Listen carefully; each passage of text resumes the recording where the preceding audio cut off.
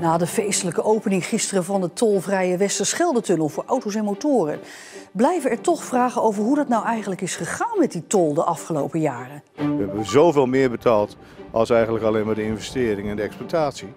Ja, dat is eigenlijk ongekend. En verder in deze Zeeland nu. Jongen zwaar gewond door vuurwerk en ontzetting over dode waterbuffels.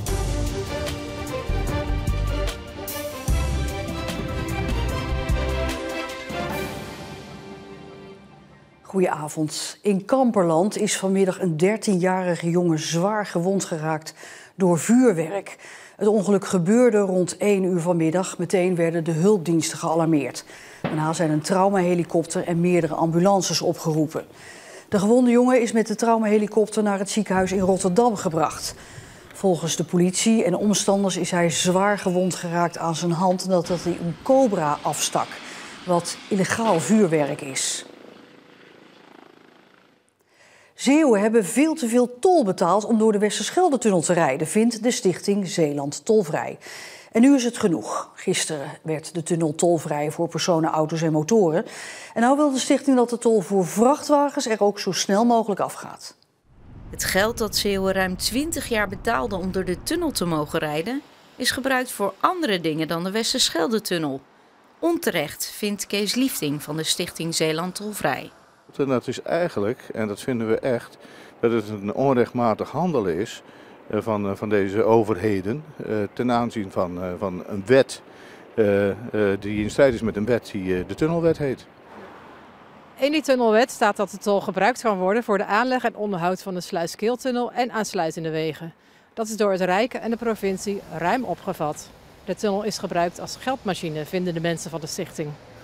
Er is ook met diezelfde tunnelwet in de hand, is het ook uitgegeven aan andere dingen. En nou, dan noemen we het de Sluiskeeltunnel, deel van de Sloeweg, nou, zo kun je nog wel een tijdje doorgaan. En dat betekent eigenlijk dat degene die tol betaalt in de Westerschelde-tunnel, eigenlijk ook de tol betaalt voor een fietstunneltje hier zo bij Douw, of de Sluiskeeltunnel of de Sloeweg. In 2005 wilde toenmalig minister Gerrit Salm de tunnel verkopen aan een investeerder. Daar stak de provincie Zeeland een stokje voor. Uiteindelijk verkocht het Rijk zijn deel van de tunnel aan de provincie, maar wel met winst. Toen de tijd was er het idee van dat gaan we met een privatiseren, hè, zorgen dat er gewoon het bedrijfsleven dat gaat betalen en zo. En die moeten we ook een rendement gunnen van 7,5%.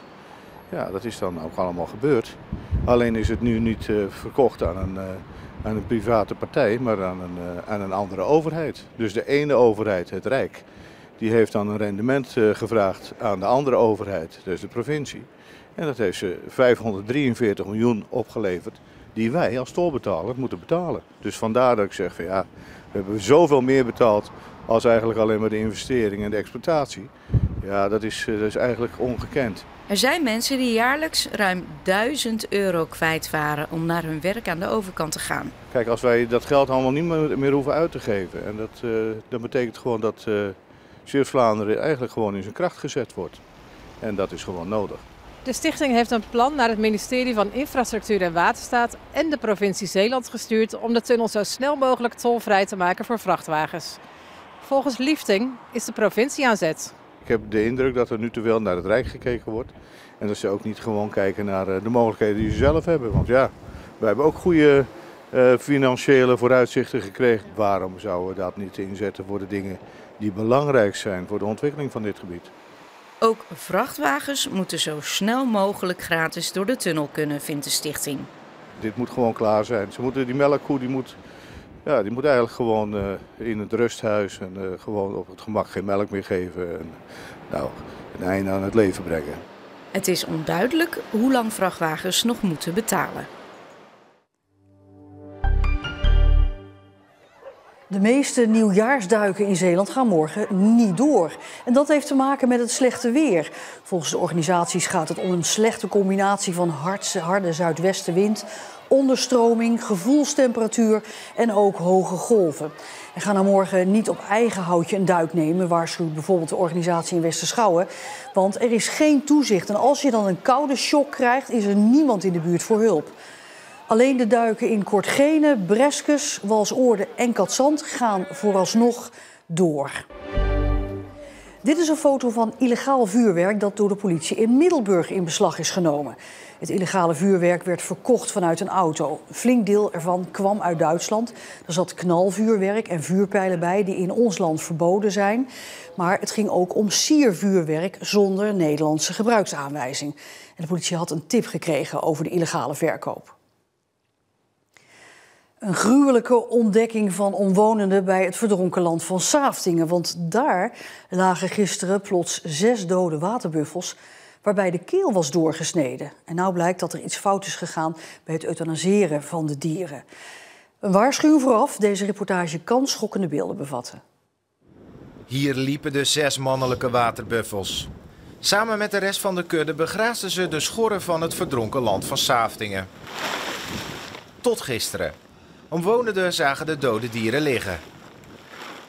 De waterbuffels hadden veel te veel PFAS in zich. Om nageslacht te voorkomen is ervoor gekozen om de mannelijke waterbuffels te doden. Volgens Free Nature, die de buffels beheert, zouden de dieren met een injectie worden gedood door een arts.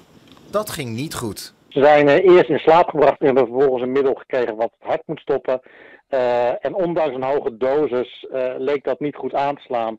Daarop heeft de dierenarts extra gehandeld. En dat extra handelen was dus het doorsnijden van de keel. De beheerder baalt hoe het is gelopen en start daarom een intern onderzoek. De waterbuffels graasden sinds een aantal jaren in het gebied. Ze zorgden er als natuurlijke grasmaaiers voor dat de beplanting laag bleef. Daardoor konden unieke planten er volop groeien in het schorre gebied. Je ziet de natuur gewoon zich herstellen onder invloed van die waterbuffels. Dat is ook de reden waarom ze lopen. Alleen hebben we het beheerders nu aangepast als gevolg van de PFAS-discussie die hier speelt. De kleine waterbuffels en hun moeders zijn overgebracht naar een andere plek. De dode dieren zijn vanmorgen door een destructiebedrijf opgehaald.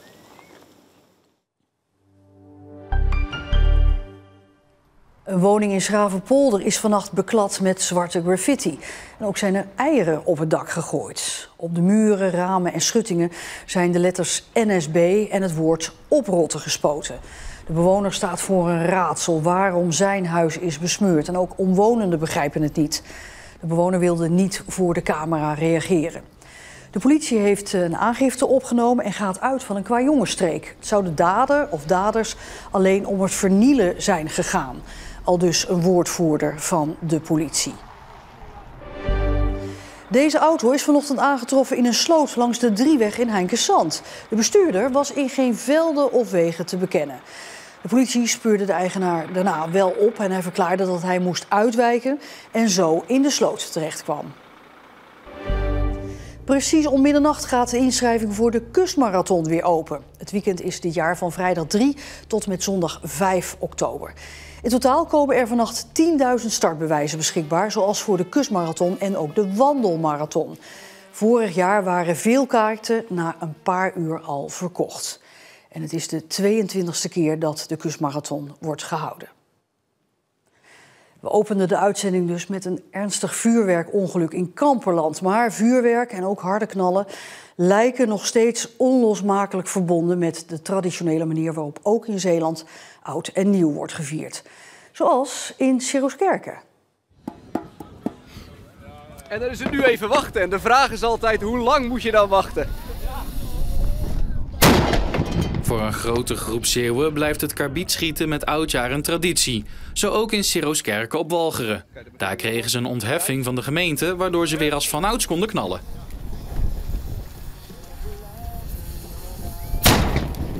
Toch weer even een klein beetje kind zijn met z'n allen. Ja. Inmiddels hebben we allemaal een gezin en we gedragen ons het hele jaar keurig. En op zo'n dag zijn we weer lekker met z'n allen bij elkaar. En nou ja, nogmaals kunnen we toch weer even een dagje kind zijn. Ja. Voelt een beetje als kattenkwaad? Nou, misschien wel, ja. Kattenkwaad voor volwassenen dan inderdaad. En dat kattenkwaad werd ook op eigen terrein uitgespookt, zoals in Middelburg. Gezellig, leuk. Ja, je ziet mensen weer eens die je tijd niet gesproken hebt. Dus, en je hebt eerst, dit is ook een rustige periode op de boerderij. Dus... Daar komt de knal, Sander, volgens mij. Ja. Ik zal even mijn oordop in doen dan.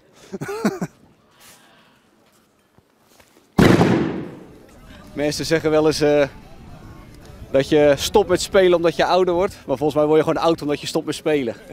En met dat in hun gedachten knallen de Zeeuwse karbietschieters het nieuwe jaar in.